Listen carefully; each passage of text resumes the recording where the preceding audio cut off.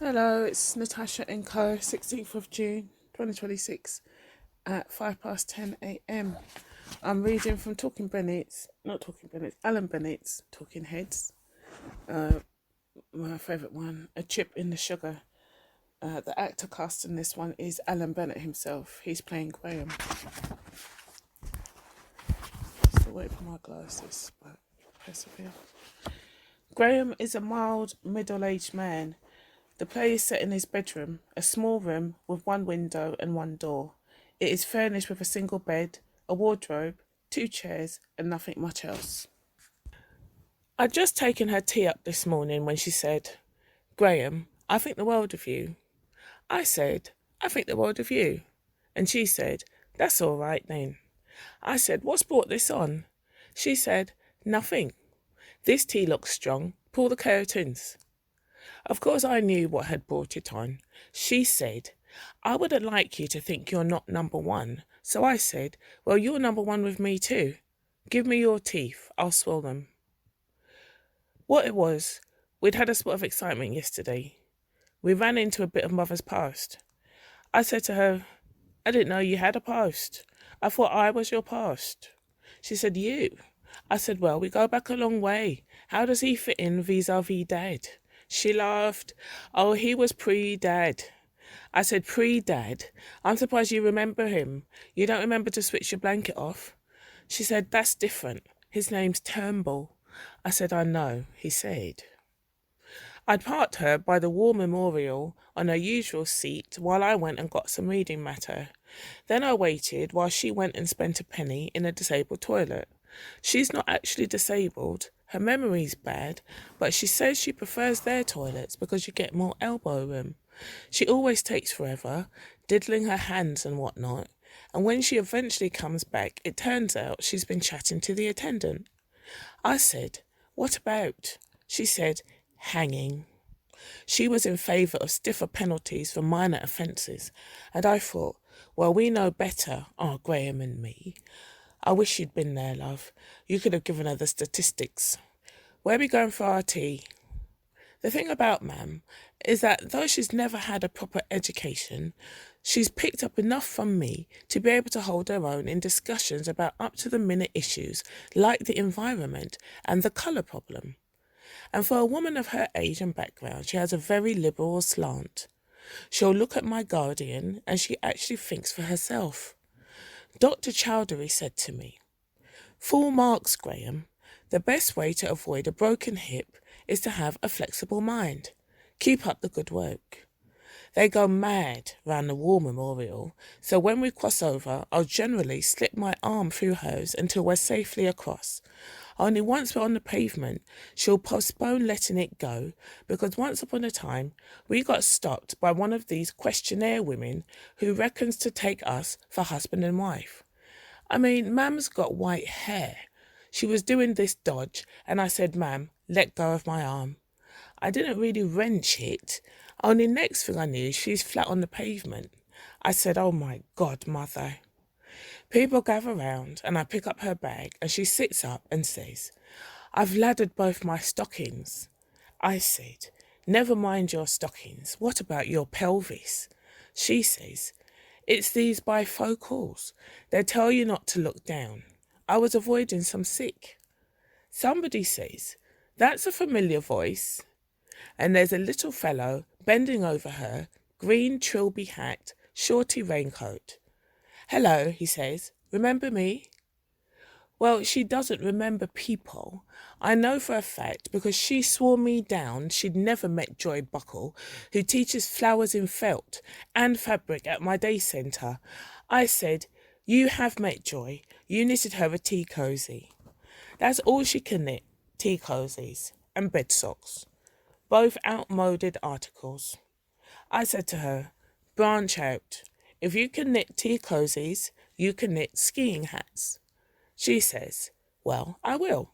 Only I have to stand over her or else she'll still leave a hole for the spout." Anyway, I said, "You do remember Joy, because you said she had some shocking eyebrows."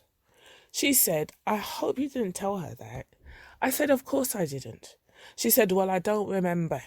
And that's the way she is. She doesn't remember. And here's this little fellow saying, do you remember me? So I said, no, she won't. Come on, mother, let's get you up. Only she says, remember you? Of course. It's Frank Turnbull. It must be 50 years. He said 52. Filey, 1934. She said, sea crest. He said, no sand in the bedrooms, and they both cracked out laughing. Meanwhile, she's still stuck on the cold pavement. I said, come along, mother. We don't want piles. Only he butts in again. He says, with respect, it's advisable not to move a person until it's been ascertained no bones are broken. I was in the St. John's Ambulance Brigade. Yes, said mother, and who did you learn your bandaging on? And they both burst out laughing again. He had on these bright yellow gloves. Could have been a bookie. Eventually, I get my arms round her waist and hoist her up. Only his lordship's no help, as he claims to have a bad back. When I finally got her restored to the perpendicular, she introduces him. This is Frank Turnbull, a friend of mine from the old days. What old days? First time I knew there were any old days. Turns out he's a gents outfitter. Semi-retired, shop in Bradford, and some sort of outlet in Morecambe. I thought, well, that accounts for the yellow gloves. Straight off he takes charge. He says, what you need now, Vera, is a cup of coffee.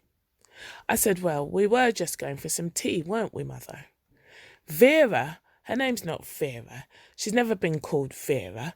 My dad never called her Vera, except just once, when they were wheeling him into the theatre. Vera. Right, he says, follow me, and puts his arm through hers. Careful, she says, you'll make my boyfriend jealous. I didn't say anything.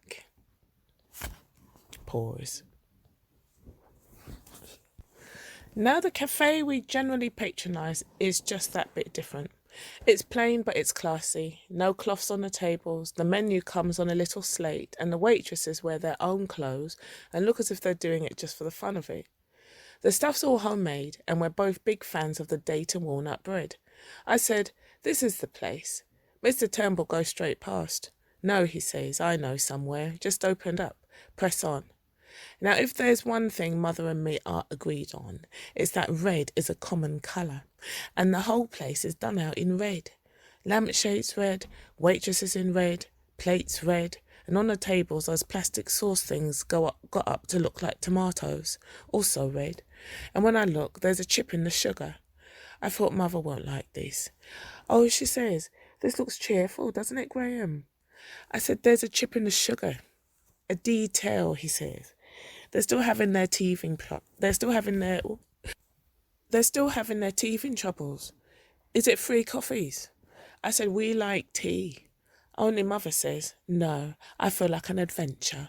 I'll have coffee. He gets hold of the menu and puts his hand on hers. Might I suggest, he says, a cheeseburger?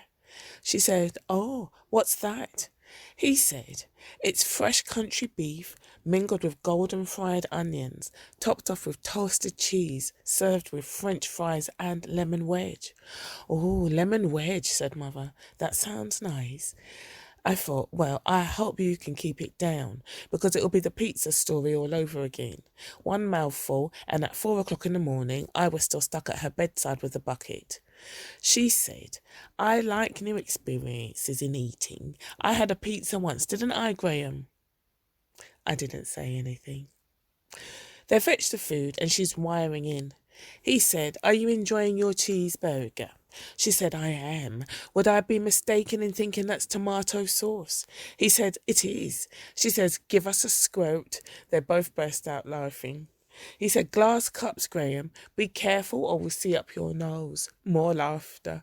She said, Graham's quite refined. He often has a dry sherry. Well, he could do with smartening up a bit, Mr. Turnbull said. Plastic Mac, he wants one of those quilted jobs. I've shifted a lot of those. I don't like those quilted jobs, I said. He sweats, mother said. There's no excuse for that in this day and age, Mr. Turnbull said. The range of preparations there are on the market. You want to invest in some roll-on deodorant. Everybody could hear. and flares are anathema even in Bradford. Graham doesn't care, do you, Graham? Mother said. He reads a lot. So what? Mr. Turnbull said. I know several big readers who still manage to be men about town. Lovat Green's a nice shade. I tell you this, Graham, he said, if I were squiring a young lady like this around town, I wouldn't do it in grey socks and sandals. These shoes are Italian. Feel. I always think Graham would have made a good parson, Mother said, feeling his foot. Only he doesn't believe in God. That's no handicap these days, Mr. Turnbull said. What do you do? He's between jobs at present, Mother said. He used to do soft toys for handicapped children. Then he was making paper flowers at one stage. I went to the toilet. Pause. When I came back, he said, I don't believe in mental illness. 9 times out of 10, it's a case of pulling your socks up. I didn't say anything. Mother said, yes, well, I think the pendulum's gone too far. She didn't look at me. It's like these girls, not eating. He said, they'd eat if they'd been brought up like us, Vera, nothing to eat. That's right, Mother said. They have it too easy. Did you marry? Twice, he said. I buried Amy last May. I was heartbroken, but life has to go on. I've a son lives in Stevenage. I've got 2 grandsons, one at the motorbike stage. Do you drive? No, I said. You do, Mother said. You had that scooter. It was only a moped, I said. Well, a moped, Graham, they're all the same. I can't get him to blow his own trumpet.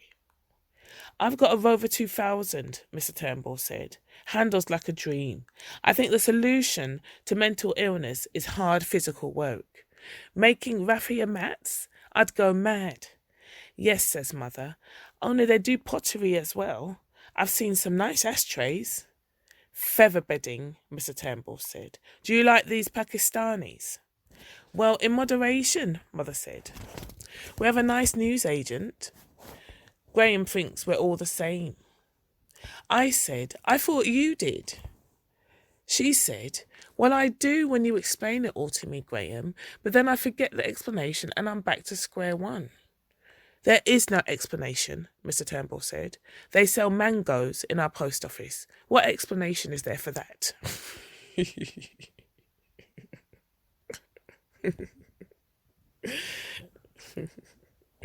I know, Mother said. I smelled curry on my woman's own. No, come on. There is no explanation, Mr. Turnbull said. They sell mangoes in our post office. What explanation is there for that? I know, Mother said. I smelled curry on my woman's own. You have to be educated to understand. I didn't say anything. He ran us home, promised to give her a tinkle next time he was in the neighbourhood. Said he was often round here tracking down 2-tone cardigans. Your mother's a grand woman, he said. You want to cherish her. He does, Mother said. You're my boy friend, aren't you, Graham? She put her arm through mine. Go to Black. Come up on Graham, standing looking out of the window. It is late afternoon. He sits on the arm of the chair. There must be a famine on somewhere, because we were just letting our midday meal go down when the vicar calls with some envelopes. Breezes in, anorak and shoes, and he says, I always look forward to coming to this house, Mrs. Whittaker. He's got the idea she's deaf, which she's not. It's one of the few things she isn't. He says, do you know why? It's because you two remind me of Jesus and his mother. Well, I've always thought Jesus was a bit offhand with his mother, and on one occasion I remember he was quite snotty with her, but I didn't say anything. And of course, Madam is over the moon. In her book, if you can't get compared with the Queen Mother, the Virgin Mary's the next best thing. She says, are you married? She asks him every time, never remembers. He said, no, Mrs. Whittaker, I am married to God. She says, where does that leave you with the housework? He said, well, I don't do as well as your Graham. He's got this place like a palace. She says, well, I do my whack. I washed 4 pairs of stockings this morning. She hadn't. She put them in the bowl, then they slipped her mind, so the rest of the operation devolved on me. He said, how are you today, Mrs. Whittaker? She says, stiff down one side. I said, she had a fall yesterday. She says, I never did. I said, you did, mother. You had a fall, then you ran into Mr. Turnbull. Pause. She says, that's right, I did. And she starts rooting in her bag for her lipstick. She says, that's one of them anarchy things, isn't it? They've gone out now, those. If you want to look like a man about the town, you want to get one of those continental quilts. He said, oh. I said, she means those quilted jackets. She said, he knows what I mean. Where did you get those shoes? He said, they're training shoes. She said, training for what? Are you not fully qualified? He said, if Jesus were alive today, Mrs. Whittaker, I think you'd find these were the type of shoes he would be wearing. Not if his mother had anything to do with it, she said. She'd have him downstairs in Simpsons. She'd have him downstairs in Simpsons and get him into some good brogues. Somebody was telling me the Italians make good ones. The vicar takes this as his cue to start on about people who have no shoes at all, and via this to the famine in Ethiopia. I fork out 50p, which he says will feed 6 families for a week, and she says, well, it would have bought me some quality street. When he's at the door, he says, I take my hat off to you, Graham. I've got a mother myself. When I get back in, she said, Vicar, he looked more like the paper boy. How can you look up to somebody in pumps? Just then, there's a knock at the door. Get down, she says. He's back. Only it isn't. It's Mr. Turnbull. Graham stands up. New outfit this time. Little suede coat, corduroy collar, maroon trousers. She says, you're colourful. We just happen to have these slacks on offer, he says. I was wondering whether you fancied a run out to Bolton Abbey. Bolton Abbey, she says. Oh, that's right up our street, isn't it, Graham? Graham's good with buildings, aren't you, Graham? He knows all the periods of houses. There's one period that's just come in. Other people don't like it yet, but we do, don't we, Graham? I don't know, I said. You do? What is it? Victorian, I said. That's it, Victorian. Only there's a lot been pulled down. Mr. Turnbull yawns. I've got a little bungalow. That's nice, Mother says. I like a nice bungalow, don't you, Graham? Yes, I said, provided it's not a blot on the landscape. Mine's architect designed, says Mr. Turnbull. It has a patio and a breakfast bar. It overlooks a beauty spot. Oh, said Mother, sounds tip-top. We better be getting our skates on, Graham. He said, I've got to pick up a load of green 3/4 length wind cheaters in Ilkley. There won't really be room for a third party. Isn't there anything on at the pictures?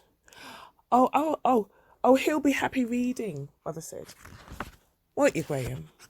Anyway, Mr. Turnbull said, you don't always want to be with your mother at your age, do you, Graham? I didn't say anything. He sits on the chair arm again.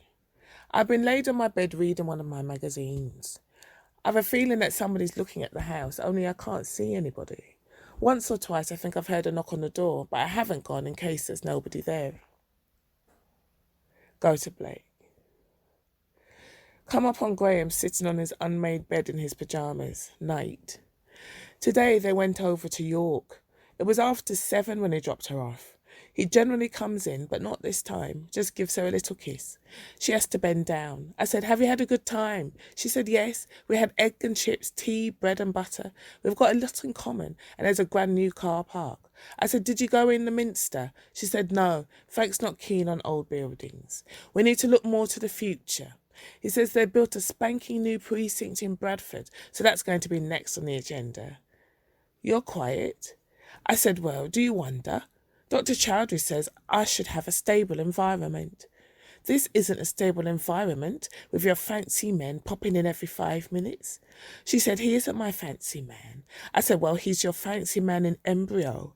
She said, you know I don't know what that means. I said, how old are you? She said, I don't know. I said, you do know. She said, I don't. Tell me. I said, you're 72. That's not so old. How old was Winston Churchill? I said, when? She said, you think you've got it over me, Graham Whittaker? Well, I'll tell you something. My memory's better with Frank. He was telling me about the economy. You've got it all wrong. I said, how? I can't remember, but you have. Blaming it on the government. Frank says it's the blacks. I didn't say anything. Just came upstairs. When I went down again, she still sat there with her hat and coat on. I said, do you want to knit him a tea cosy? She said, I don't think he's the tea cosy type. When I first knew him, he had a motorbike and sidecar.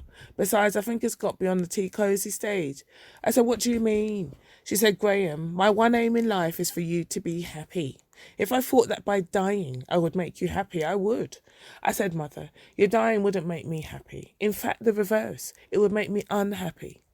Anyway, Mother, you're not going to die. She said, no, I'm not going to die. I'm going to get married. And the honeymoon is in Tenerife.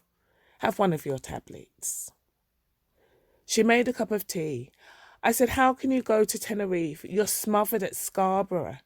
She said, it's a 4-star hotel with tip-top air conditioning. You get your breakfast from a long table. I said, what about your bowels? She said, what about my bowels? Well, you said they were unpredictable at Morecambe. Get them to the Canary Islands and they're going to be all over the place. She said, who's talking about the Canary Islands? I'm going to Tenerife. And what about post-Tenerife? Where are you going to live? She said, here. Frank says he'll be away on and off on business, but he wants to call this home. I said, what about me? She went into the kitchen. Well, we wondered whether you'd prefer to go back to the hostel. You were happy at the hostel. You rubbed shoulders with all sorts. I said, ma'am, this is my home. She said, a man shouldn't be living with his mother at your age. Frank says, did you take a tablet? Now it's 4 o'clock in the morning and I can't sleep. There's a car parked outside. I can't see, but I think there's somebody in it, watching like they used to do before. I thought all that chapter was closed. Go to black. Come upon Graham sitting on an upright chair. Evening. This morning I went to community caring down at the health centre. It caters for all sorts. Steve, who runs it, is dead against what he calls the ghetto approach. What he's after is a nice mix of personality difficulties as being the most fruitful exercise in problem solving and a more realistic model of society generally. There's a constant flow of coffee, oiling the wheels, Steve calls it, and we're all encouraged to ventilate our problems and generally let our hair down. I sometimes feel a bit out of it, as if I've never had any particular problems. So this time when Steve says, now chaps and chapesses, who's going to set the ball rolling? I get in quick and tell them about Mother and Mr. Turnbull. When I'd finished, Steve said, thank you, Graham, for sharing your problem with us. Does anybody want to kick it around? First off the mark is Leonard, who wonders whether Graham has sufficiently appreciated that old people can fall in love and have meaningful relationships generally, the same as young people. I suppose this is understandable coming from Leonard because he's 65, only he doesn't have meaningful relationships. He's been had up for exposing himself in Sainsbury's doorway. As Mother said, Tesco, you could understand it. Then Janice chips in. Had they been having sexual intercourse? I said I didn't want to think about it. Steve said, why? I said I didn't know. So he said, maybe what we should be talking about is why Graham is being so defensive about sexual intercourse. I said, Steve, I am not being defensive about sexual intercourse. She is my mother. Jackie, who's 9 parts lesbian, said, Graham, she is also a woman. I couldn't believe this. I said, Jackie, you're an ex-battered wife. I thought you didn't approve of marriage. She said, Graham, I approve of caring marriage. I said, Jackie, this is not caring marriage. She said, Graham, what's Tenerife? That's caring. All I got was a black eye and a day trip to Fleetwood. Then they all have a go. Get Graham. Steve summed up. The general feeling of the group is that Graham could be more open. I said, how can I be more open? There's somebody sat outside the house watching. I wanted to discuss that, only Leonard leapt in and said he felt the need to talk through an episode behind British Home Stores. I stuck it a bit longer and then came home. Mother sat there all dolled up, earrings on, chiffon scarf, lathered in makeup. She said, "Oh, I thought you were Mr. Turnbull." I said, "No." She said, "I'll just go to the lav." She goes 3 times in the next 10 minutes. I said, "You're not getting married today, are you?" She said, "No.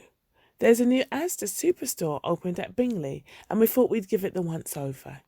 Frank says they have a very good selection of suntan lotions." I said, "Mother, there's somebody watching the house." She said, "I want to pick out some tissues, and Frank's looking for a little chamois for his windscreen. He's promised me something called a cheeseburger. There's a cafe that's part of the complex." Just then, there's a little toot on the horn, and she runs to the lav again. I said, "Don't go. Don't leave me, ma'am." She said, "I'm not giving in to you. You're a grown man. Is my underskirt showing?" He toots again. She says, "Look at your magazines. Make yourself a poached egg." I said, "Ma'am." She said, "There's that bit of chicken in the fridge. You can iron those 2 vests. Take a tablet. Give us a kiss. Toodle pip." I thought I'd go sit in the back room where they couldn't see me. I pulled the curtains and I'm sitting there in the dark, and I think I hear a knock at the front door. I don't move and there's another knock, louder. I do like Dr. Chowdhury says and tell myself it's not happening. Only it is. Somebody shouts through the letterbox, "I know you're in there. Open this door." So I do, and there is someone. It's a woman. She said, "Are you the son?" I said, "What?" She said, "Are you the son?" "I'm the daughter." I said, "Have you been washing the house?" She said, "On and off. Why?" I said, "Nothing." She said, "I don't know what there is to look so suited about." I said, "You'd better come in." Go to Blake. Come upon Graham as he puts a magazine on top of the wardrobe. He sits down in the easy chair. Night. It's 9 o'clock when I hear the car outside. I'm sitting watching TV. I say, "Oh, hello. Did you have a nice time?" She said, "Yes. Yes, we did. Thank you." "Did you get your suntan lotion?" She said, "What suntan lotion?" "You were going to get some suntan lotion." "Never mind. You've forgotten. How's Mr. Turnbull?" "Frank, he's all right." She took her things off. "I'm sure you could get to like him, Graham, if only you got to know him." I said, "Well, you should have brought him in." "Well, I will next time. It would be nice if now and again we could go off as a threesome." "What have you done?" "Nothing," I said. "Just sat here." "You been all right?" "You see," she said, "there wasn't anybody outside." "Oh, yes, there was." She said, "Oh, Graham, have you had a tablet? Have a tablet." "I don't want a tablet. I'll tell you who was outside. Mrs. Pamela Musgrave." She said, "Who's she?" "N.K.O. Turnbull, the daughter of your hubby-to-be." She said, "He hasn't got a daughter. He's got a son down south. He hasn't got a daughter." She said, "You're making stuff up now. Have a tablet." I said, "I'm not making it up, and there's something else I'm not making up, Mrs. Turnbull." She said, "There isn't a Mrs. Turnbull. She's dead. I'm going to the lav." I said, "She's not dead. She's in a wheelchair with a broken heart. He's been having you on." After a bit, she comes out. "You're just saying all this. The numbers on the pad. Ring up. She's disabled, is his wife. Has been for 10 years. Their daughter looks after them. You're not the first. He's always doing it. One woman, it was going to Barbados. Somebody spotted you together at Bolton Abbey. A well-wisher. Tenerife. Later on, I took her a cup of tea. She'd been crying. She said, "I bought this little red jacket." I said, "I'm sorry, ma'am." She said, "He was right enough. What can you expect at my age? How old am I?" 72. "That's another thing. I remembered with him. I don't remember with you." I said, "I'm sorry." She said, "You're not sorry. How are you sorry? You didn't like him." I said, "He wasn't good enough for you." She said, "I'm the best judge of that. He was natty. More than can be said for you. and starts crying again. I said, I understand, ma'am. She said, you don't understand. How can you understand? You're not normal. I said, I'm going to bed. In a bit, she comes shouting outside the door. You think you've got it over me, Graham Whittaker? Well, you haven't. I've got it over you. I said, go back to bed. She said, I know the kind of magazines you read. I said, chess. You'll catch cold. She said, there never are chess. Chess with no clothes on. Chess in their birthday suits. That kind of chess. Chess men. I said, go to bed and turn your blanket off. Pause. Next day, she's right as rain. Forgotten it. Never mentions it anyway. Except just as we're coming out of the house, she said, I do love you. I do love you, Graham. I said, I love you too. She said, anyway, he had a hearing aid. She said, what's on the agenda for today then? I said, I thought we might have a little ride. I said, I thought we might have a little ride to Ripon. She said, oh yes, Ripon, that's nice. We could go to the cathedral. We like old buildings, don't we, you and me? She put her arm through mine. Fade 8. Thanks for listening.